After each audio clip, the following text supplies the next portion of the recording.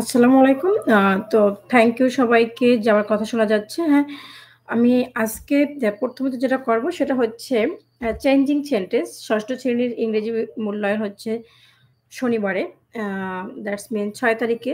তো ওখানে ওদের একটা টপিকস হচ্ছে চেঞ্জিং সেন্টেন্স এবং আর্টিকেল এই ২ টা বিষয় ডিসকাস করব এবং আমি আশা করছি যেহেতু তোমাদের পরীক্ষা সামনে তোমাদের প্রত্যেকেরই ৬ষ্ঠ থেকে ৯ম শ্রেণী পর্যন্ত প্রত্যেকের এটা খুব কাজে লাগবে। চেঞ্জিং সেন্টেন্স তারপর হচ্ছে আর্টিকেল চেঞ্জিং সেন্টেন্স এবং আর্টিকেল এই ২ টা নিয়ে ডিসকাস করব এবং তারপরে হচ্ছে ডিজিটাল প্রযুক্তি প্র্যাকটিক্যালি আমি দেখাবো কিভাবে প্রজেক্ট থেকে কিভাবে আমরা কাজ করতে পারি সেগুলো।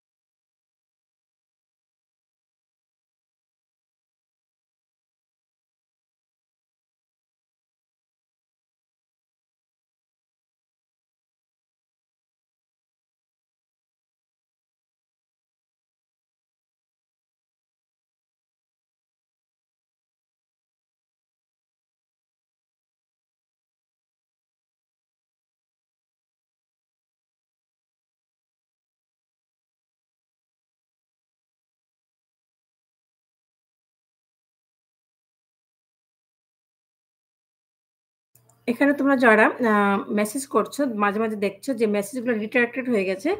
রিডাইরেক্টেড হওয়ার কারণ হচ্ছে যে তোমাদের মেসেজগুলো YouTube সাথে, সাথে ডিলিট করে দিচ্ছে। কারণ হচ্ছে যদি YouTube এর কিছু কমিউনিটি এবং গাইডলাইন আছে, সেই কমিউনিটি এবং গাইডলাইন এর বাইরে যদি কোনো মেসেজ আসে, সেটা YouTube শো হওয়ার সাথে, সাথে রিডাইরেক্টেড করে দেয়। সো দ্যাট আমি আশা করব প্রত্যেকের মেসেজটা এখানে ভিজিবল হোক এবং কোনো রিডাইরেক্টেড মেসেজ না আসুক।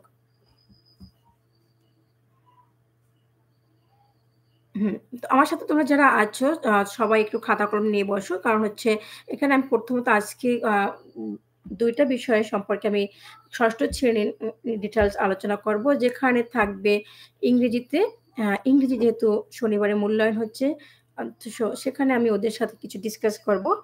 আ সে ওরা আসলে একটু ছোট তো, তো ওদের মূল্যায়ন সম্পর্কে একটু ভীতি সম্পর্ক থাকে সেজন্য। তো আজকে আমি আশা করছি ওদের খুব তাড়াতাড়ি এগুলো সম্পূর্ণ সলভড হয়ে যাবে। সো দ্যাট তোমরা খাতা কলম নিয়ে বসো।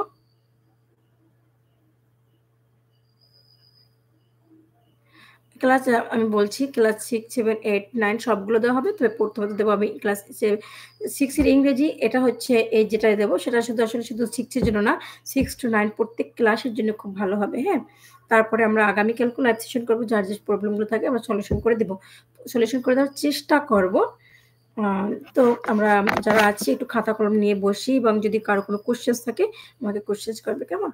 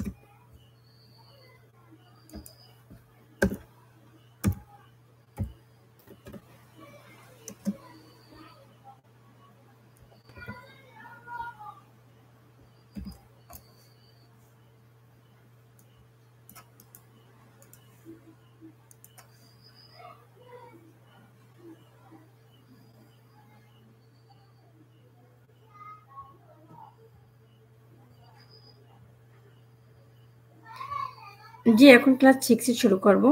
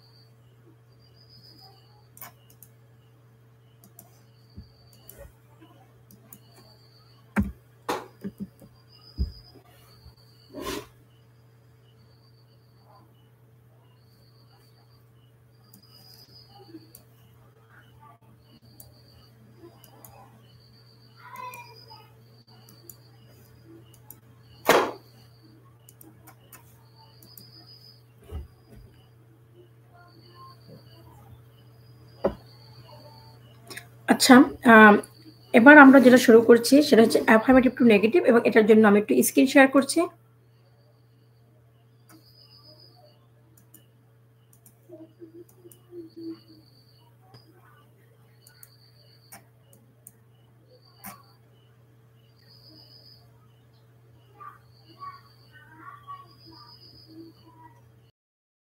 একটু জানাও প্রাপ্তি, লাবিবা একটু জানাও আমার কথা শোনা যাচ্ছে কিনা? স্ক্রিন কি ব্ল্যাক আছে এখনো? একটু জানাও।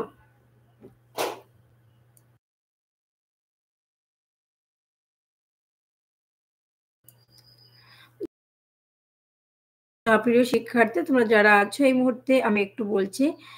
যেহেতু ৬ষ্ঠ শ্রেণীতে এই টপিকস চেঞ্জিং সেন্টেন্স। তো চেঞ্জিং সেন্টেন্স করার জন্য আমরা জানি চেঞ্জিং সেন্টেন্স জন্য যেটা জানতে হবে সেটা আমরা ইতিমধ্যে জেনেছি সেন্টেন্স পাস্ট প্রকার, অ্যাসার্টিভ, অপটেটিভ অ্যান্ড এক্সক্লামেটরি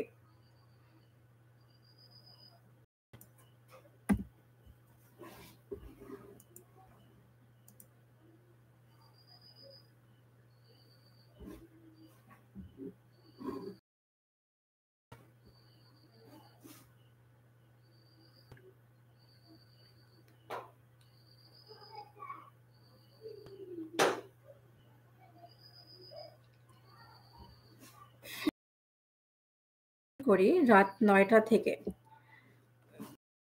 ৯টা থেকে লাইভ সেশন করি এবং আজকে এরপরে করব ডিজিটাল প্রযুক্তি।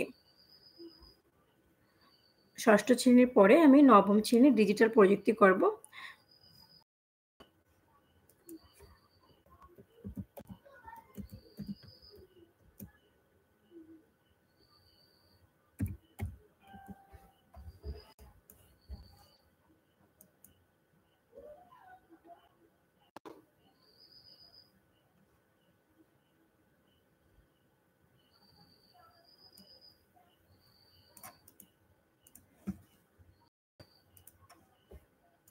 আচ্ছা, প্রথমত যখন বলি আমরা তখন সেন্টেন্স কাকে বলে? করতে আসবো তখনই আমাদের যেটা ১ম এ দেখতে হয় সেটা হচ্ছে সেন্টেন্স কাকে বলে, সেন্টেন্স কত প্রকার ও কি, কি? তো সেন্টেন্স কাকে বলে? চেঞ্জিং সেন্টেন্স রুলস এ ১ম যেটা আসে সেটা হচ্ছে সেন্টেন্স। তো সেন্টেন্স কাকে বলে? যদি তোমাকে বলা হয় সেন্টেন্স কাকে বলে, কত প্রকার ও কি, কি? যেটা আসে সেটা হচ্ছে সেন্টেন্স।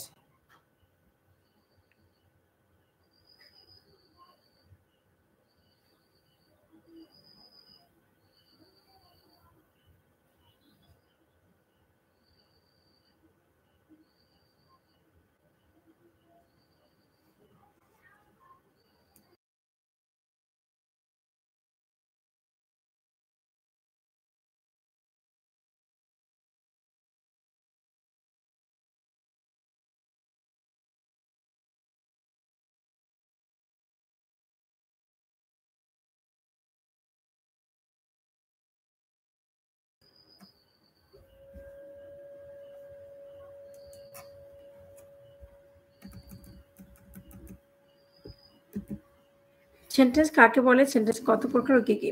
সেন্টেন্স কাকে বলে? 2 বা ততোধিক শব্দ সমষ্টি একত্রে মিলিত হয়ে বক্তার মনের ভাব বাক্য বলা যাবে।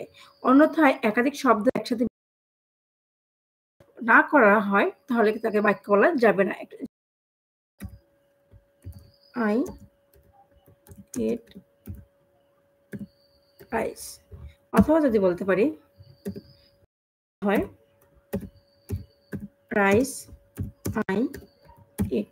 এখানে দুটো সেন্টেন্স খেয়াল করো। এই সেন্টেন্স দুটোতে কিন্তু নাউন এই যে I then eat then rice একটু খেয়াল করো।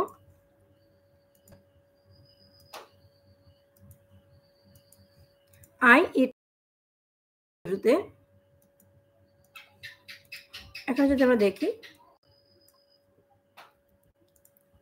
I eat rice এখানে I আছে, eat আছে, রাইস আছে। তাহলে এখানে কিন্তু আমি ভাত খাই কমপ্লিট একটা সেন্টেন্স। যদি আমি এই সেন্টেন্সটার দিকে খেয়াল করি তাহলে কিন্তু এটা কমপ্লিট হবে না।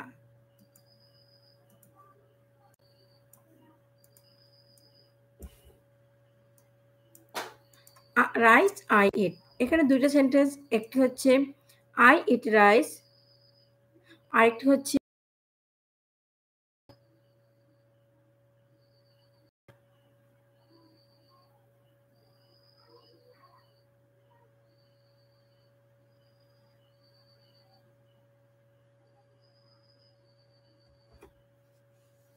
আচ্ছা এখন I eat rice এবং রাইস I eat এই দুইটা সেন্টেন্স কিন্তু এখানে দেখো আমরা যদি বলি ২ বা ততোধিক শব্দ সমষ্টি একত্রে মিলিত হয়ে তার মনের ভাব সম্পূর্ণ প্রকাশ করলে আমরা তাকে সেন্টেন্স বলি। আচ্ছা এরপরে যেটা হলো অন্যথায় আমরা যদি বলি একাধিক শব্দ সমষ্টি একত্রে মিলিত হয় তখন কি হবে? সেটাও সেন্টেন্স। এখন এই যে I eat rice এখানে কিন্তু ৩ টা ওয়ার্ড যুক্ত হয়েছে। কিন্তু এটা কিন্তু একটা সেন্টেন্স। I eat rice এটা একটি সেন্টেন্স। বাট এই যে রাইস I eat এটা কিন্তু সেন্টেন্স না। কারণ হচ্ছে এখানে একাধিক শব্দ যুক্ত হয়েছে কিন্তু অর্থ কিন্তু হয় নাই। হ্যাঁ? এখানে রাইস I eat ভাত আমি খাই এটা মেলে না। তো এটা হচ্ছে আরেকটি সেন্টেন্স নয়। এখন সেন্টেন্স কয় প্রকার? তোমাকে যদি কেউ প্রশ্ন করে সেন্টেন্স কয় প্রকার?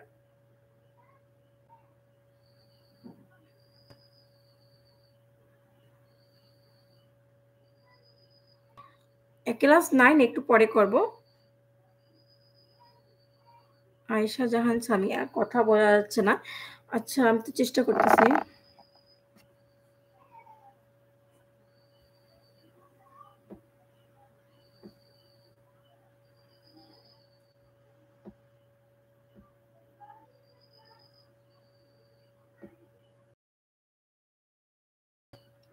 আটকে, আটকে আসছে। আচ্ছা ঠিক আছে।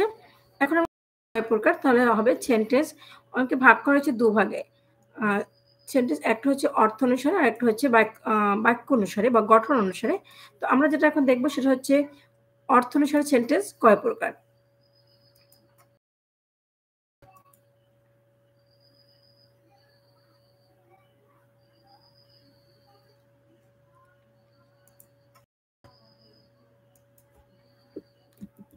তোমাকে যদি কেউ প্রশ্ন করে সেন্টেন্স কত প্রকার কি, কি? তাহলে দেখো সেন্টেন্স কত প্রকার? সেন্টেন্স ৫ প্রকার। যথা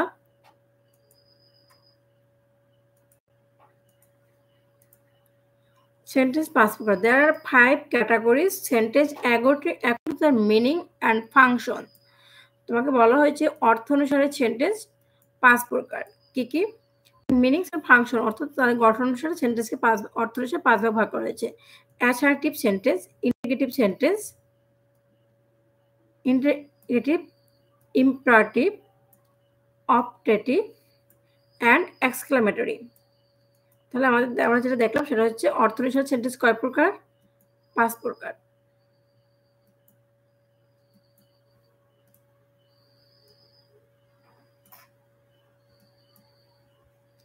অর্থ অনুসারে সেন্টেন্স ৫ প্রকার যথা assertive sentence, interrogative sentence, imperative sentence, optative sentence and exclamatory sentence. এতটুকু তো বুঝছি আমরা সেন্টেন্স ৫ প্রকার। তোমরা যারা ষষ্ঠ শ্রেণীতে আছো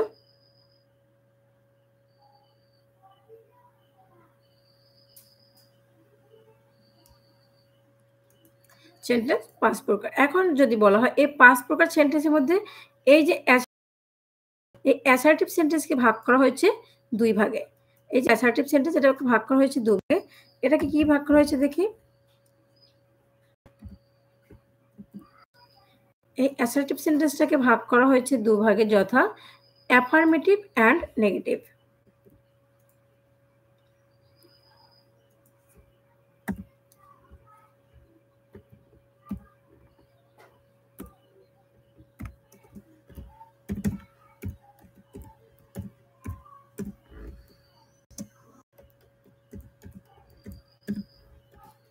অ্যাফার্মেটিভ সেন্টেন্স, ২ হচ্ছে নেগেটিভ সেন্টেন্স।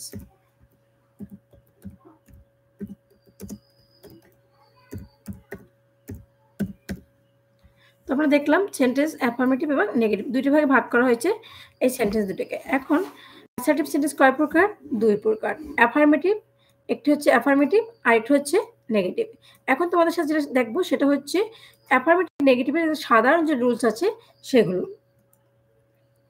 প্রথমে যে রুলস আছে সেটা হচ্ছে যদি কোনো অনলি বা অ্যালোনের পরিবর্তে অনলি বা অ্যালোনের পরিবর্তে বাক্য শুরু আর কোনো পরিবর্তন হয় না। অর্থাৎ যদি কোনো সেন্টেন্সের শুরুতে অনলি থাকে, কি থাকে? অনলি, অথবা যদি কোনো সেন্টেন্সের শুরুতে অনলি থাকে তাহলে সেখানে অন্য কিছু হয় না। অ্যালোন থাকে, আমরা যদি বলি এখানে only he can help play good cricket, none but he can play good cricket. শুধুমাত্র এখানে কি বসানো হয়েছে? None but. তো প্রথমে অনলি বা অ্যালোনের পরিবর্তে বাক্য শুরুতে নান বাট বসে, এছাড়া কোনো কিছু হয় না। এখানে একটা রুলস দেওয়া আছে, দেখো বস্তুর ক্ষেত্রে অনলি এর পরিবর্তে নাথিং বাট বসে, তবে বয়সের ক্ষেত্রে সংখ্যার ক্ষেত্রে অনলির পরিবর্তে নট মোর দ্যান,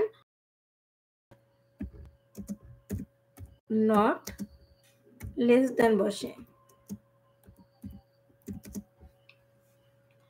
তাহলে বস্তুর ক্ষেত্রে অনলি নাথিং বাট, বয়সের ক্ষেত্রে অনলির ক্ষেত্রে নট মোর দ্যান, এবং অন্যান্য ক্ষেত্রে যে সৃষ্টিকর্তা হয়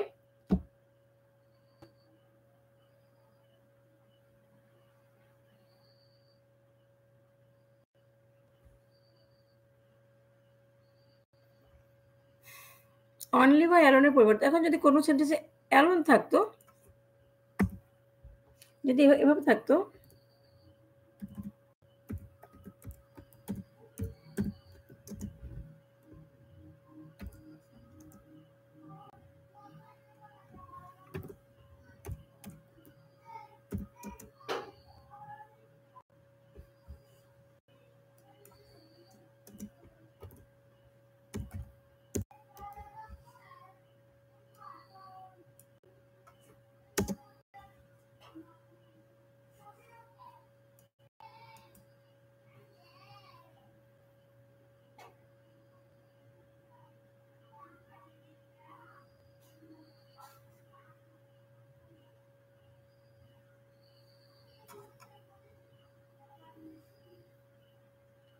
আচ্ছা এখন যদি আমরা বলি এখানে যে দেখো আমরা কিভাবে করতে পারি অ্যাফার্মেটিভ থেকে নেগেটিভ করার জন্য আমাদের যেটা প্রথম করতে হবে, এই দেখো অনলির জায়গায় কি বসবে?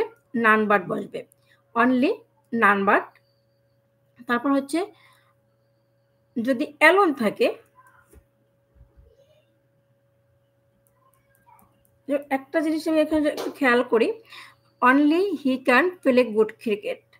আবার অনলি যদি আল্লাহ তাআলা সৃষ্টিকর্তা দেব দেবী থাকে তাহলে অনলির পরিবর্তে কিন্তু নান বাট বসবে।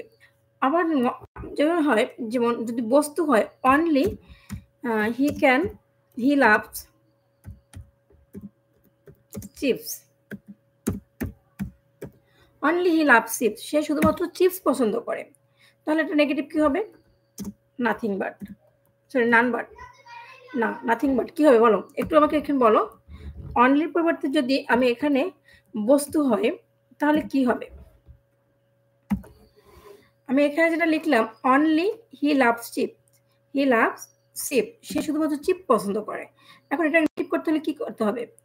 আচ্ছা এখানে যে only the science students can apply for the post, আপনি যদি এখানে কি হবে একটু তোমরা লিখে, আরেকটা লিখলাম অ্যাফার্মেটিভে যদি হয়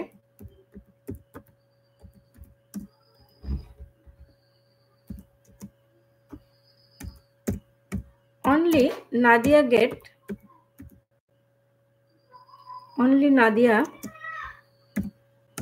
got অথবা লিখতে পারি Nadia is only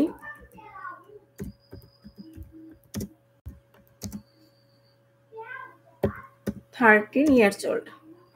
13 years old.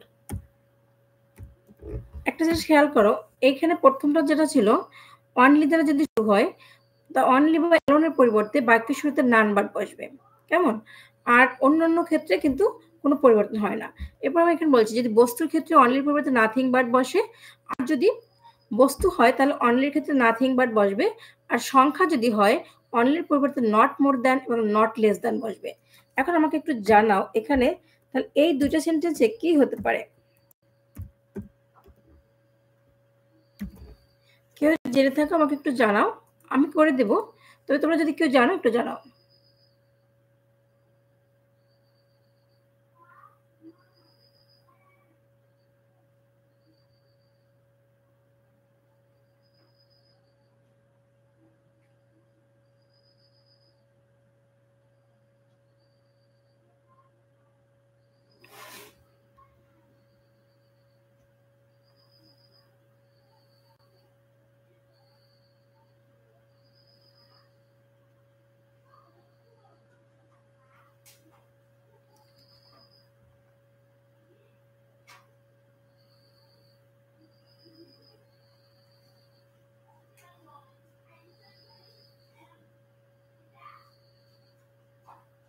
আচ্ছা, কেউ হয়তো রেসপন্স করছে। আচ্ছা দেখি তাহলে এখানে কি হবে? যদি কোনো সেন্টেন্সে অনলি থাকে, অনলির পরিবর্তে যদি সেটা যদি কোনো বস্তু তাহলে কি হবে? Nothing but he loves chip. অর্থাৎ সে চিপ তো অন্য কিছুই পছন্দ করে না। এরপরে যদি হয় নাদিয়া ইজ 13 ইয়ার্স ওল্ড, বয়সের ক্ষেত্রে বা সংখ্যার ক্ষেত্রে, তো নাদিয়া ইজ 13 ইয়ার্স ওল্ড, তাহলে এখানে কি হবে? Nadia is not more than 30, অথবা লিখতে পারবো 30 অথবা নট মোর দ্যানের জায়গায়, এই যে নট মোর দ্যানের জায়গায় নট লেস দ্যানও লেখা যাবে। এখানে তোমরা চাইলে নট লেস দ্যানও লিখতে পারবা। এখানে ছিল সংখ্যা 13 ইয়ার্স ওল্ড।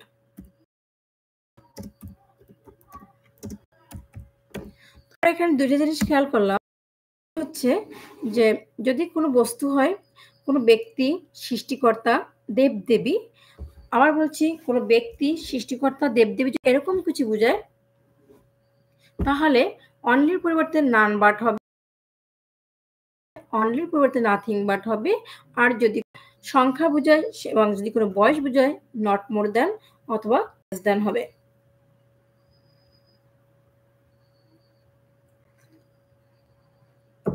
কেমন? আশা করছি তোমরা এতটুকু বুঝতে পেরেছো।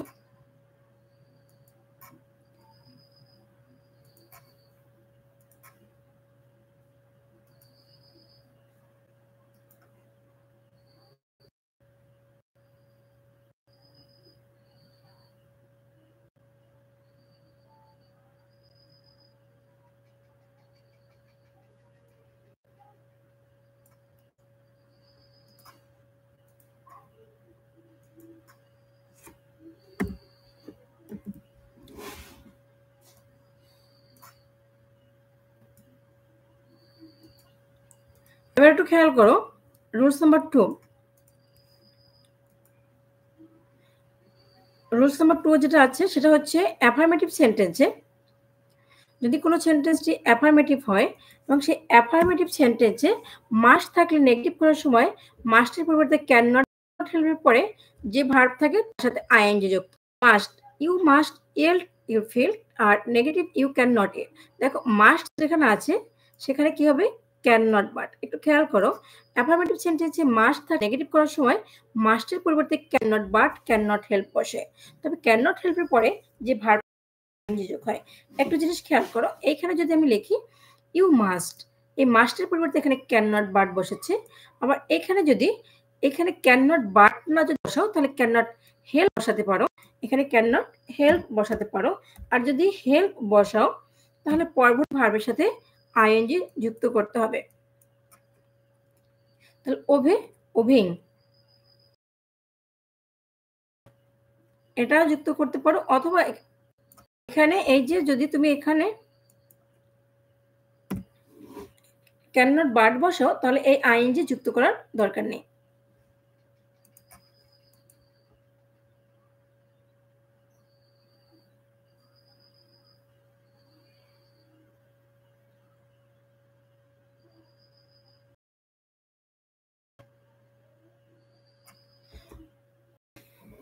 আসলে সব জায়গায় নেটওয়ার্ক প্রবলেম থাকে, তারপর আমি বুঝতে পারতেছি না।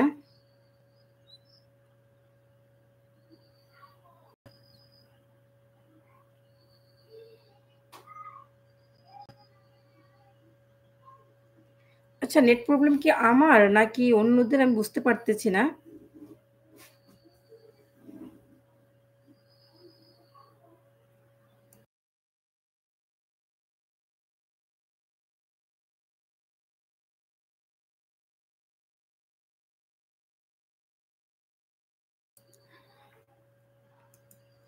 তো যদি রুলস নাম্বার 2 হচ্ছে অ্যাফার্মেটিভ সেন্টেন্সে যদি মাস্ট থাকে এবং সেটাকে যদি নেগেটিভ করতে হয় তাহলে মাস্টের পরিবর্তে ক্যান নট বাট বসবে বা ক্যান নট হেল্প বসে।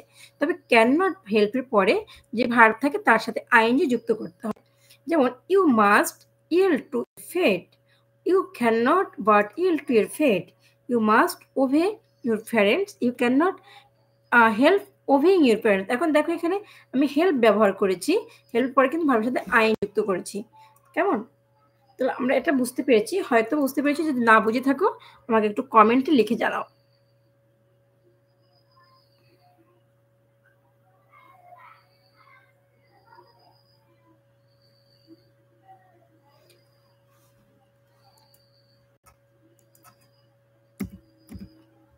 নেক্সট যে রুলস আছে সেই রুলসটা একটু দেখি আমরা।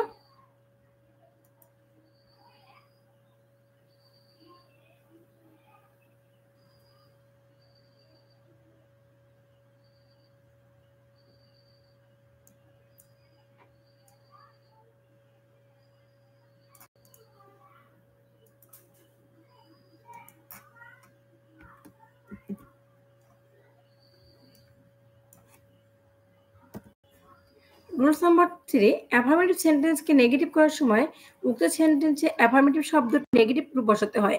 উক্ত নেগেটিভের পূর্বে নট বসাতে হয়, বাকি সব ঠিক থাকে। বাকি সব ঠিক থাকে। এখন দেখো affirmative sentence he is a good man. একটা জিনিস খেয়াল করো, he is a good man এই সেন্টেন্সটিতে আমরা যদি একটু খেয়াল করি, ইজ এটা হচ্ছে অক্সিলারি ভার্ব এবং এই সেন্টেন্সটিকে অ্যাফার্মেটিভ করতে হবে এবং এই সেন্টেন্সে অক্সিলারি ভার্ব আছে। অক্সিলারি ভার্ব যুক্ত যদি কোনো অ্যাফার্মেটিভ সেন্টেন্সকে নেগেটিভ করতে হয় তাহলে এই ভার্বের পরে, শুধুমাত্র এই ভার্বের পরে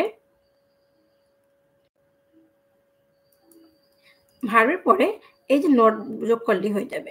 তো অ্যাফার্মেটিভ সেন্টেন্সে অক্সিলারি ভার্ব যুক্ত অ্যাফার্মেটিভ সেন্টেন্সে নেগেটিভ করতে হলে অক্সিলারি ভার্বের পরে নট যোগ করলেই হবে। কেমন? যেমন Rakib is an honest boy. এখন রাকিব আছে, রাকির পরে ইজ আছে। এখন দেখো আমরা যখন আনসার লিখেছি ইজের পরে নট যোগ করেছি, অক্সিলারি ভার্বের পরে নট বসালে সে সেন্টেন্সটা কমপ্লিট হয়ে যায়।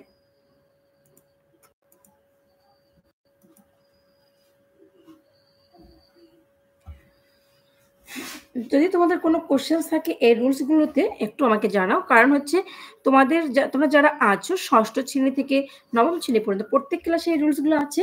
আর বিশেষ করে ৬ষ্ঠ শ্রেণীর মূল্যায়নের জন্য এই রুলসগুলো খুব বেশি ইম্পোর্টেন্ট এবং এই এক্সাম্পলগুলো ইম্পোর্টেন্ট। তোমরা এই এক্সাম্পলগুলো নোট করে রাখো এবং তোমাদের মূল্যায়নের সময় কাজে লাগবে। তোমাদের ভিতরে একটা কমপ্লেন অথবা একটা প্রচলিত ধারণা রয়েছে, সেটা হচ্ছে মূল্যায়ন তো আমরা পরীক্ষার আগে প্রশ্ন পেয়ে যাই। এছাড়া আমরা পরীক্ষার হলে তো আরো সুযোগ নিতে পারি, ইভেন বই নেওয়ার সুযোগ আছে। হ্যাঁ, বই নেওয়ার সুযোগ আছে, প্রশ্ন পেতে পারো। কিন্তু তোমাকে এই যখন এই নেগেটিভ গুলো করতে হবে, অ্যাফার্মেটিভ গুলো করতে হবে, এটার স্টাইল কিন্তু আলাদা। এটা কিন্তু তোমরা এভাবে করতে পারবা না। ওখানে বলা হবে একটা টপিক দেওয়া থাকবে, একটা টেক্সট দেওয়া থাকবে এবং সেই টেক্সট থেকে বলা হবে যে এখান থেকে তুমি অ্যাসার্টিভ সেন্টেন্স গুলো খুঁজে বের করো এবং ফাইন্ড আউট অ্যাসার্টিভ সেন্টেন্স।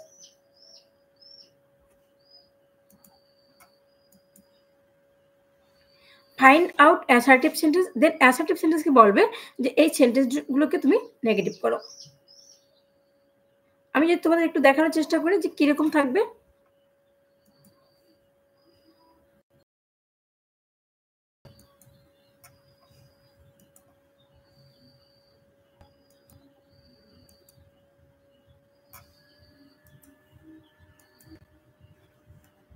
তোমরা তো ষষ্ঠ শ্রেণীতে আছো, এখন আমি তোমাদের এটা দেখাচ্ছি, একটু মনোযোগ দিয়ে দেখো।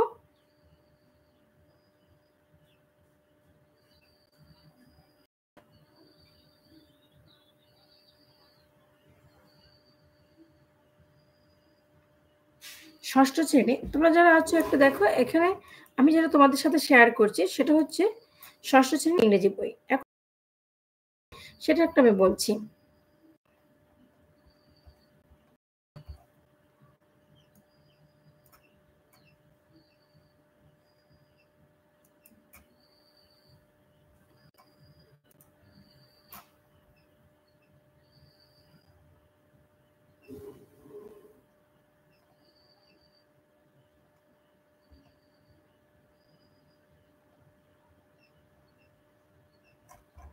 যেমন তোমাদেরকে এরকম বলা হতে পারে, এই যে একটা কনভারসেশন দেওয়া আছে, এই কনভারসেশন অথবা এই যে একটা ইমেজ দেওয়া আছে এখানে, এই ইমেজ থেকে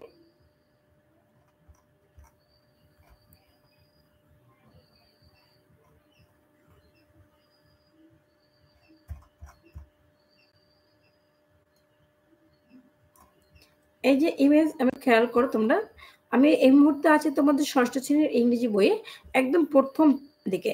এখন এখান থেকে যদি আমি তোমাদেরকে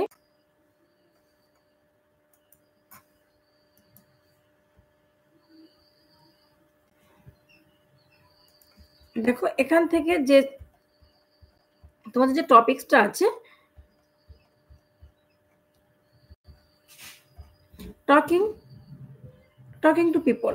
এখন টকিং টু পিপলে প্রথম যদি আমাদের প্রথম প্রজেক্টটা যদি এভাবে থাকে, যেমন এখানে একটা ইংরেজি কনভারসেশন দেওয়া থাকবে অথবা ফার্স্ট অফ অল এভাবে একটা মনে করো ইমেজ দেওয়া থাকতে পারে। এই ইমেজ থাকতে পারে অথবা ছোট্ট একটা কনভারসেশন দেওয়া থাকতে পারে, অথবা থাকতে পারে যে এক বাংলা এরকম নির্দেশিকা দেওয়া থাকতে পারে যে মনে করো তুমি এবং তোমার বন্ধু বা তোমার বন্ধু-বান্ধবী মিলে একটি কথা বলতেছিলা এবং সে কথাটা কি হতে পারে এবং তোমরা এই জন্য তোমাদের ইংরেজি বইয়ের পেজ 2 দেখতে পারো। To see your book page 2। এরপরে এটা বলার পরে এখন এখানে বলতে পারে হোয়াট ক্যান ইমাজিন, এখানে সি এর জায়গায় হতে পারে imagine, what can imagine in the picture, then হতে পারে what do you think is the relationships among them. এই যে প্রশ্নগুলো থাকতে পারে, এখন এই প্রশ্নগুলো আনসারটা কিন্তু তোমাদেরকে লিখতে হবে।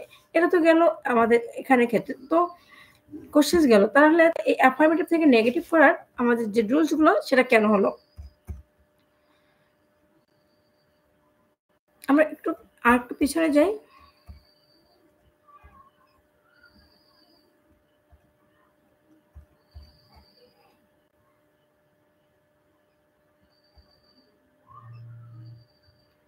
যেমন এই যে একটা ইয়ে আছে, a conversation between a parking guard Salam and Kenyan student who is studying at Dhaka University about parking of a bicycle. It goes like this.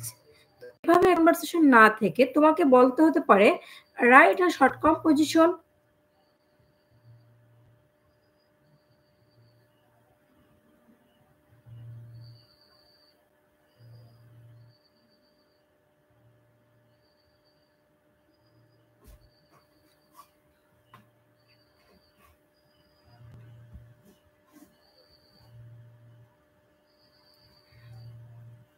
তো এই যে এখানে যেটা দেখালাম, এই যে কনভারসেশনটা হচ্ছে, তোমাকে বলা হতে পারে রাইট আ শর্ট কনভারসেশন বা write a short text about yourself or about your family.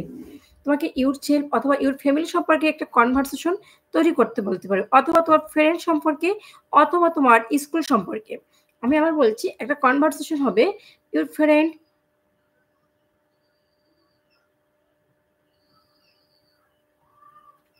একটা ক্লাস সরি, একটা কনভারসেশন লিখতে হতে পারে ইউর স্কুল, ইউর ফ্রেন্ড অথবা ইউর সম্পর্কে।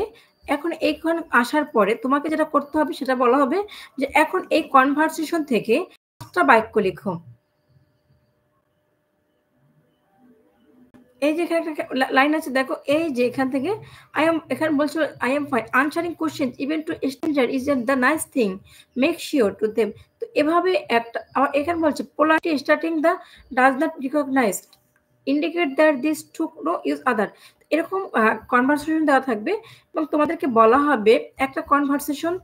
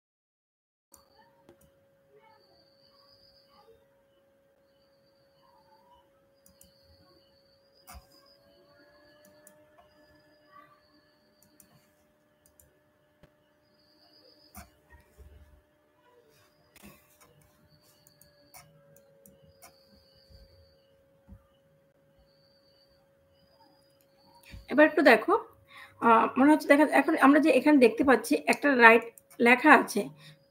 এই লেখাটা কিন্তু